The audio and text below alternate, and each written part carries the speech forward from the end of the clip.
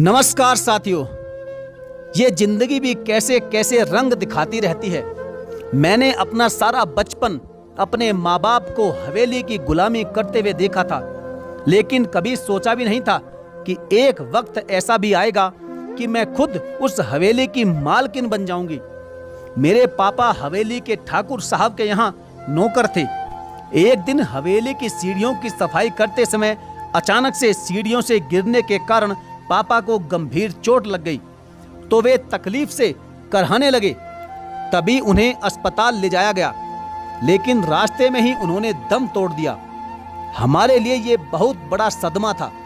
हम गरीबों की तो पूरी दुनिया ही पापा थे। क्या बताऊं कितना दुख हुआ था मुझे। उस वक्त दिल चाहता था कि मैं भी उनके साथ ही मर जाऊं, लेकिन जीना मरना कब अपने हाथ में होता है। हमारी ना तो जमीन थी और ना ही कोई जमा पूंजी, और ना ही पापा की नौकरी सरकारी थी कि पेंशन का सहारा होता। मकान भी ठाकुर साहब का दिया हुआ था, जिसमें हम सर छुपाए हुए थे। अब इसके अलावा कोई चारा नहीं था कि हम माँ बेटी ठाकुर साहब की हवेली में चली जाएं और उनकी नौकरी करके 2 वक्त की रोटी खाएं। खैर, फिर हम ठाकुर साहब की हवेली में चले आए। माँ उनके घर का काम करती और मैं कमरे में बैठकर पढ़ाई करती। जिन दिनों पापा की मृत्यु हुई थी, उन दिनों मेरी उम्र मात्र 12 वर्ष की थी। मालकिन बहुत से कपड़े मुझे ऐसे दे दिया करती थी जो बहुत ही नए और कीमती होते थे। मैं उनको काटकर अपने नाप का सिलाई कर लेती थी। ये कपड़े मुझ पर बहुत ही सुंदर लगते थे। एक दिन माँ की तबीयत अचानक खराब हो गई। मैं माँ की जगह किचन में पहुंची, क्योंकि आज बहुत ज्यादा खाना बनाना था। ठाकुर साहब का बेटा राहुल दूसरे शहर से आ रहा था। मालकिन ने बेटे का कमरा खोल दिया और मुझे काम समझा दिया। मैंने अच्छे से कमरे की साफ सफाई की और हर काम वैसे ही किया जैसे मालकिन ने मुझे समझाया था। आज उनके कुछ रिश्तेदार भी घर आए हुए थे, लेकिन मैं उनके सामने नहीं गई, बल्कि अपने काम में ही व्यस्त रही। दूसरी नौकरानी लड़की ने खाना बनाया और खाली बर्तन लाकर किचन में रख दिए, जो अब मुझे ही धोने थे। मैं बर्तन धो रही थी कि तभी एक खूबसूरत सा जवान लड़का किचन में आया। उसने मुझे देखा तो अचंभित रह गया। फिर जेब से 500 रुपये का नोट निकालकर मुझे दिया और मेरे बनाए हुए खाने की तारीफ की। मैं बहुत खुश थी। काम खत्म करके माँ के पास आई। मैंने माँ को सारी बात समझाई और बताई कि राहुल ने मुझे 500 रुपये इनाम दिए हैं। माँ बोली, बेटे ख्याल रखना, कहीं इस बात पर मालकिन नाराज ना हो जाए। बचपन में राहुल बहुत शरारती हुआ करता था। ये ना हो कि अब भी वह कोई शरारत ही कर रहा हो। एक दिन किचन में मैं काम कर रही थी कि तभी राहुल पानी पीने के बहाने वहां आ गया। मुझसे बात करनी चाहिए, तो मैंने कहा कि राहुल साहब, आप मुझसे ज्यादा देर बात मत करें, क्योंकि मेरी माँ नाराज हो जाएगी। तब राहुल बोला कि तुम उनकी परवाह मत करो, मुझे सिर्फ तुम्हारी मर्जी चाहिए। मैं तुमसे शादी करना चाहता हूँ, क्योंकि मैं तुमसे बेहद इंतहा मोहब्बत करता हूँ। ये ऐसी अनहोनी बात उसने मुझसे कह दी थी कि मैंने एक गहरी सांस ली और बोली, यह क्या कह रहे हो राहुल साहब तुम? अगर मालकिन ने सुन लिया तो खड़े खड़े हमको घर से बाहर निकाल देगी। माँ ने कहा था कि यह लड़का बचपन में शरारती हुआ करता था, तो क्या अभी भी यह मुझ गरीब लड़की से कोई शरारत तो नहीं कर रहा जो इसने ऐसी बात कह दी? नौकरानी तो पैर की जूती होती है। भला कौन सा मालिक बर्दाश्त करता है कि उसको सर पर रखा जाए? राहुल की बात से मैं इतनी डर गई थी कि अगले दिन मैं काम पर भी नहीं गई और बीमारी का बहाना बनाकर घर पर ही लेटी रही। माँ से कहा कि माँ, तुम जाओ, अब मैं वहाँ काम पर नहीं जाऊंगी। वे बोली, राहुल के आने से मेहमान ज्यादा आने लगे हैं, इसलिए काम ज्यादा होता है, तो मैं अकेले तो इतना सारा काम नहीं कर सकती। तुम्हें मेरा हाथ तो बटाना ही होगा। मैंने कहा कि माँ, आज तो आप ही चले जाओ, मेरी तबीयत तो ठीक होने दो। कम से कम 2-4 दिन अकेले काम कर लोगी तो क्या हो जाएगा? ऊपर के काम वाली लड़की भी तो है ना, वह करवा देगी तुम्हारे साथ काम। जब मैं 3-4 दिन हवेली नहीं गई तो राहुल से रहा नहीं गया।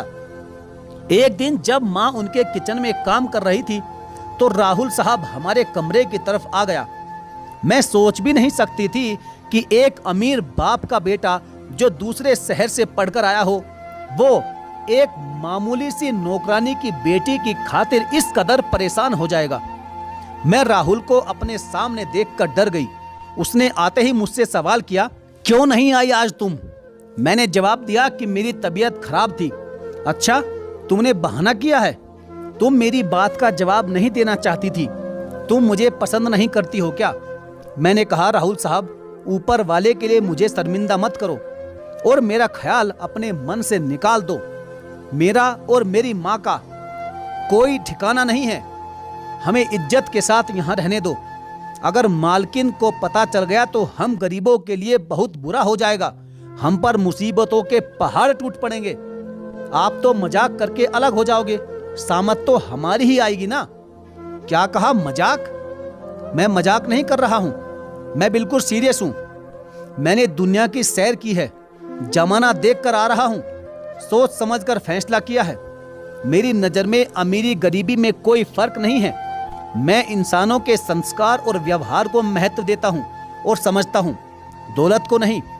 मुझे लगा कि वह कोई दूसरी दुनिया से आया है, वह दूसरी दुनिया की ही बातें कर रहा है, या फिर मैं कोई सपना देख रही हूँ।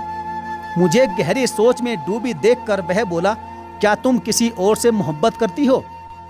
मैंने हाथ जोड़कर कहा, राहुल साहब, ऊपर वाले के लिए ऐसा वैसा कुछ मत बोलिए और ना ही ऐसा मेरे बारे में कुछ सोचिए। बस मेरा ख्याल अपने मन से निकाल दीजिए। मैं अब कभी आपके घर की तरफ नहीं आऊंगी। तो ठीक है, राहुल साहब ने चलते चलते कहा, तो फिर मैं भी घर से चला जाऊंगा और कभी वापस नहीं आऊंगा। कुछ दिन गुजरे तो माँ ने मुझसे कहा कि तुमको मालकिन ने काम के लिए बुलाया है। अगले हफ्ते उनके बड़े बेटे की शादी है। मैं तो जाना नहीं चाहती थी, लेकिन माँ के बार बार कहने और मजबूर करने पर मुझे वहाँ जाना ही पड़ा। राहुल ने मुझे देखा, लेकिन उससे मैंने बात नहीं की। वह ज्यादातर चुप रहता था और किसी से हंसकर बात भी नहीं कर रहा था। उसके रवैये से मुझे ऐसा एहसास हुआ कि शायद राहुल वाकई सीरियस है। इसने मेरे साथ कोई दिल लगी नहीं की, क्योंकि दिल लगी के तरीके और तरह के होते हैं। अगर किसी का दिल किसी पर आ जाए तो यह कुछ अजीब बात तो नहीं है। राजा भी तो अपनी दासियों से शादी कर लेते थे। इसमें ऐसी क्या अनहोनी थी? जिस दिन ठाकुर का बेटा दूल्हा बना, मेहंदी वाला दिन था, मालकिन ने मुझे बहुत अच्छा सूट दिया जो मैंने उस मौके पर पहना। आंगन में सब लोग मौजूद थे, तो मैं किचन में कुछ लेने गई तो वहां राहुल मौजूद था। वह फ्रिज से ठंडे पानी की बोतल निकाल रहा था। अचानक मैं उसके सामने आई तो वह मुझे बस देखता ही रह गया। शायद उसको यकीन नहीं आ रहा था कि यहाँ मैं हूँ। सफेद जोड़े में मुझे वह भी कोई राजकुमार लग रहा था। मैं सोचने लगी कि आखिर मैंने कौन सा जुल्म किया है जो मैं इतनी डर गई हूँ। तब मैंने फैसला कर लिया कि मैं इससे अपने दिल की बात अब जरूर कह दूंगी और किसी से डरूंगी नहीं। मेरे चेहरे के हाव भाव से उसने मेरे दिल की बात जान ली। वह कहने लगा, आखिरी बार कह रहा हूँ, अगर मुझसे शादी मंजूर है तो हाँ कह दो, वरना मैं अगले हफ्ते ऑस्ट्रेलिया वापस रवाना हो जाऊंगा। फिर यहाँ कोई भी कभी मेरी सूरत नहीं देख सकेगा। उसकी इस धमकी ने मेरे दिल पर बिजली सी गिरा दी और हिम्मत करके मैंने कह दिया कि अगर आप अपने माँ बाप को मना सकते हैं तो फिर मुझे भी मंजूर है। इतना सुनकर वह खुश हो गया और कहने लगा कि बड़े भाई की शादी के बाद मैं अपने पापा से बात करूंगा। उसके बड़े भाई की शादी हो गई। दुल्हन भी जमींदार घराने की खूबसूरत नाजुक सी लड़की थी। मैं उसको भाभी कहती थी। एक दिन भाभी की माँ के साथ एक औरत आई। ये उनके मैनेजर की पत्नी थी जो उनकी जमीन संभालता था। उसका बेटा शहर में नौकरी करता था। उस औरत ने भाभी से मेरे बारे में पूछा तो उन्होंने बताया कि ये ससुर जी के पुराने मुंशी की बेटी है। इसके पापा की मृत्यु हो चुकी है। ये दोनों माँ बेटियां हमारे पास ही रहती है। उस औरत ने मुझे पसंद कर लिया और माँ से अपने बेटे के लिए मेरा रिश्ता मांगा। मेरी माँ तो बहुत खुश हो गई। वह जल्द से जल्द मेरी शादी करना चाहती थी, लेकिन मैंने अपनी माँ से मना कर दिया। माँ ने मुझसे शादी ना करने की वजह पूछी तो मैंने उन्हें बता दिया कि राहुल साहब मुझसे शादी करना चाहते हैं। ये सुनकर माँ के तो होश उड़ गए। राहुल और तेरा रिश्ता कैसे हो सकता है? कहीं तू पागल वागल तो नहीं हो गई है? मैंने कहा माँ, अगर तुम्हें यकीन नहीं आ रहा तो तुम राहुल से ही पूछ लो। माँ ने मौका पाकर राहुल से बात की।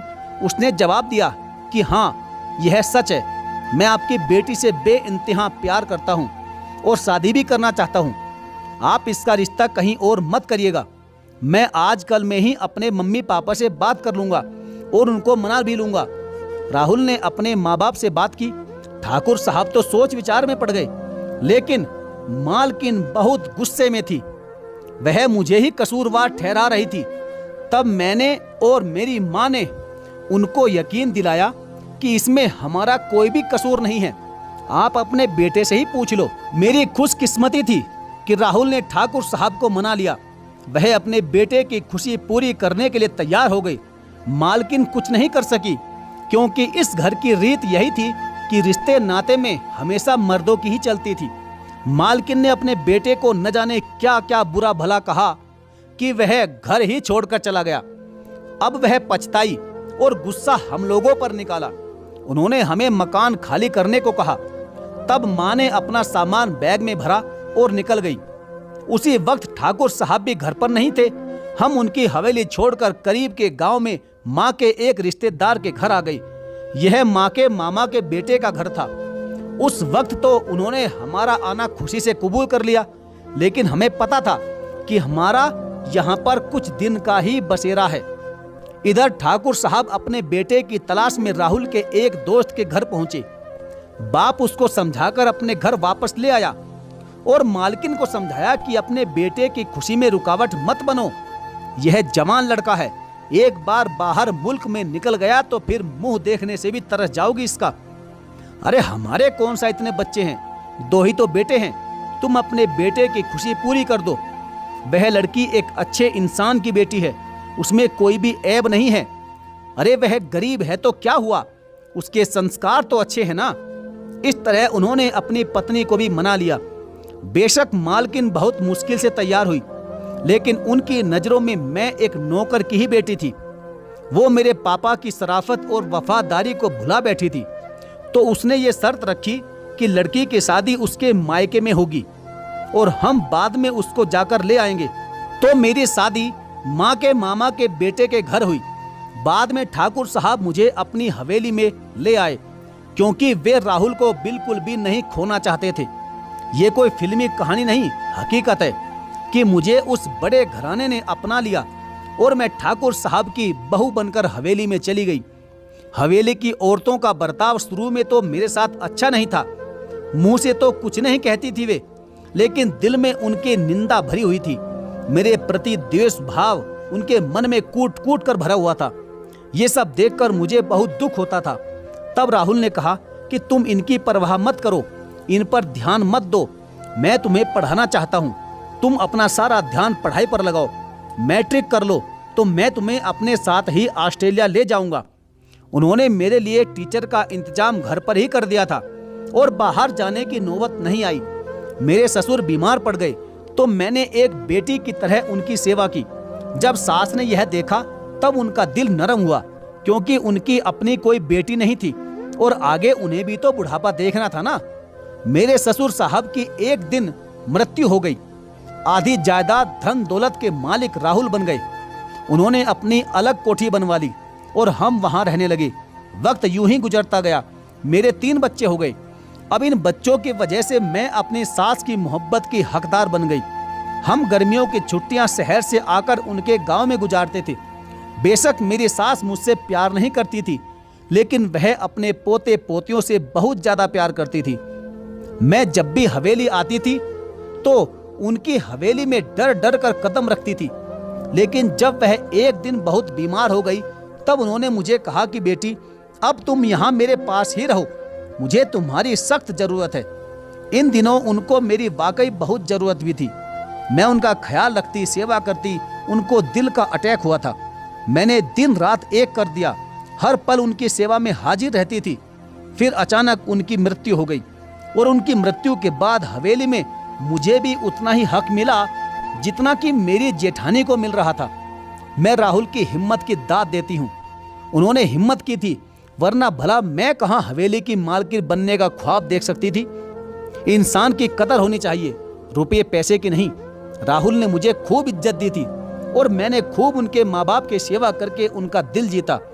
आज मेरे पास सब कुछ है, बस इस बात की इच्छा है कि ऊपर वाला मेरी औलाद को भी कामयाब करे और वह भी अपने पिता राहुल की तरह ही हो, जो इंसान की कदर करना जाने, रुपये पैसों के चक्कर में फंसकर जिंदगी की रंगीनियों में ना उलझ जाएं। तो साथियों, आपका इस कहानी के बारे में क्या विचार है? यदि आपको कहानी अच्छी लगी तो वीडियो को लाइक करके चैनल को जरूर सब्सक्राइब करिएगा और हाँ, साथ ही साथ बेल आइकन को प्रेस करना बिल्कुल ना भूलें। तो चलिए साथियों, मिलेंगे फिर और किसी दमदार कहानी के साथ। तब तक के लिए धन्यवाद। जय हिंद।